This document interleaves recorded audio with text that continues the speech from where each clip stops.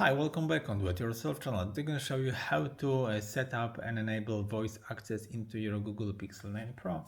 So to separation, slide up, scroll down to settings, then scroll down and go to the accessibility here, click on it, and there you're going to have voice access here. And as you see, there is a preview about that.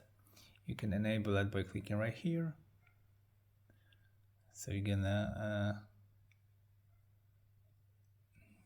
get the voice access onto your phone. Yep, there is a voice access shortcuts. You can add the shortcuts here if you wish, on the right here. And there is a few settings about the voice access settings. If you want to disable that, just click on this bar.